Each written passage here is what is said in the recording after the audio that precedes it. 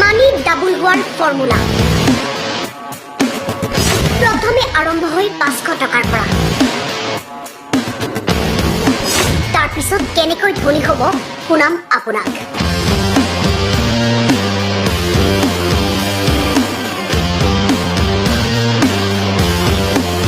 সম্পূৰ্ণ ভিডিঅ'টো নোচোৱাকৈ নাথাকিব নহ'লে ভালদৰে একো বুজি নাপাব 500 টকা বিনিয়োগ কৰিলে 1000 টকা 5000 ইনভেষ্ট কৰিলে 50000 টকা লাহে লাহে বাঢ়ি যায় ধনৰ পৰিমাণ জালত পৰি যায় এজন এজনকৈ হাজাৰজন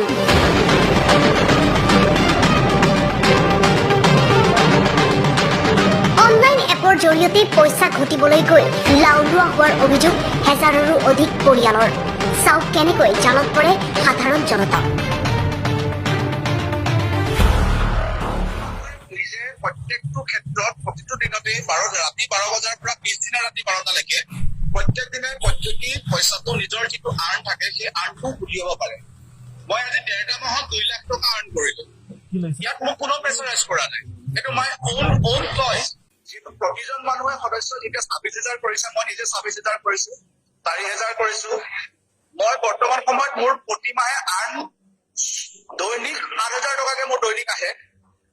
এমাহত যদি হিচাপ কৰা হয় 2,10,000 টকা মোৰ দৈনিক মানে মাহেকত আৰ্ণ হয়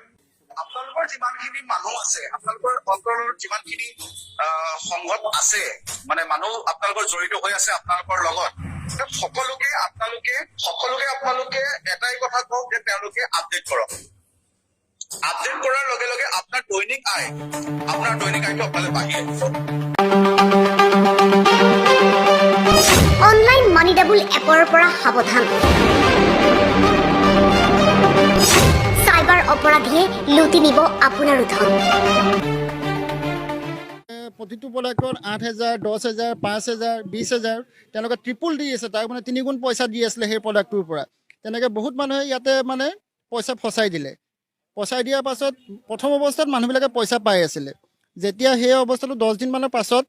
সেইটো গ্ৰুপটো বন্ধ কৰিলে আৰু সম্পূৰ্ণ পইচাখিনি তিতাবৰৰ মানে নিবনুৱা যুৱক বা তিতাবৰ মানুহখিনিৰ পৰা পইচাটো লুটি তেওঁলোকে গুচি গ'ল ইয়াৰ থানাত আমি আমাৰ এখন এজাহাৰ দিছোঁ SP ছাৰকো জনোৱা হৈছে SP ছাৰে তদন্ত কৰিছে তেওঁলোকে এটা গ্ৰুপত খুলিছিলে তেওঁ গ্ৰুপত খুলি তেওঁলোকে আমাক পইচা লোভ দিছিলে পইচা লোভ দেখি আমিও তাৰ সেইটো পৰাত মূৰ গুচি গ'লোঁ সেইটো ক্ষেত্ৰত কাৰণ যেতিয়া এটা পইচা লগাওঁ 20 দিন বা 30 দিনৰ মূৰত ট্ৰিপল পইচা পাই আছিলোঁ সেইটো আশাত আমিও পইচা লগাইছিলোঁ তেনেকৈ তিতাবৰ ৰাইজ মানে বহুত সংখ্যক ৰাইজে ইয়াত পইচা লগাইছিলে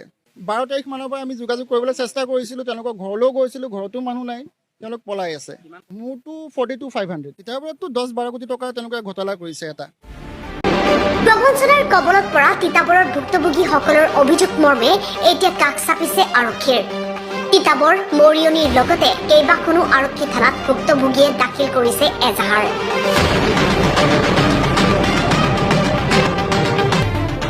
আচলতে এইটো কি হৈছিলে তিতাবৰ এটা ডাইনামিক্স বষ্টন গ্ৰুপ বুলি এটা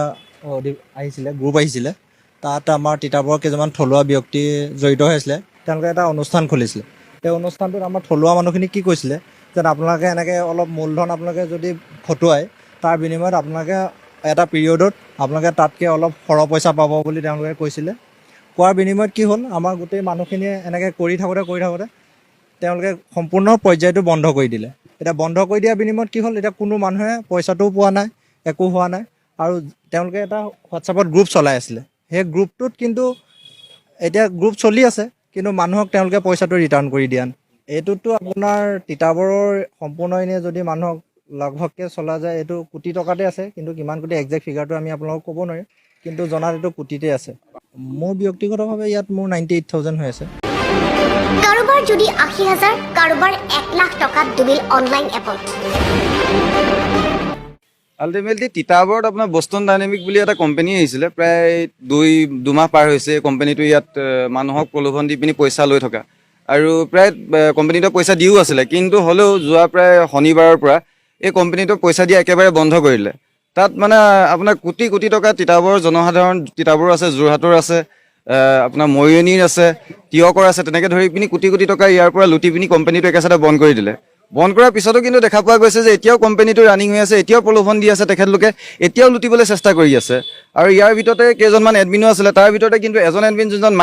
মাইকে বুলি লিখা আছে নামটো, তেখেতৰ নম্বৰলৈকে আছে, কিন্তু তেখেতে এতিয়াও এই প্ৰলোভন সৃষ্টি কৰি আছে আৰু ৰাইজক এতিয়াও ঠগি আছে, নৱপ্ৰজন্মক এতিয়াও ঠগি আছে। আৰু পৰৱৰ্তী সময়তো ঠগিবলৈ তেখেতলোকে তেনেকৈ যদি এনেকৈ যদি লাইনটো পাই থাকে তেতিয়া তেখেতলোকে ঠগি থাকিব। গতিকে আমি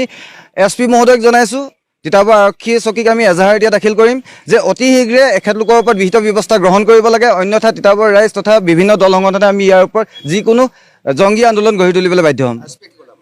SP-য়ে আমাক জনাইছে যে অতি শীঘ্ৰে আপোনাৰ এডমিনসকলক মাতি অনা হ'ব, মাতি আনি সোধপোছ কৰা হ'ব, সোধপোছ কৰি পিনি তেখেতলোকৰ অনুসন্ধান চলাই যাব। বটছন ডাইনামিক নামৰ অনলাইন এপত সাঁচতীয় ধন বিনিয়োগ কৰি সৰ্বশ্ৰান্ত হোৱাৰ অভিযোগ ভুক্তভোগীসকলৰ।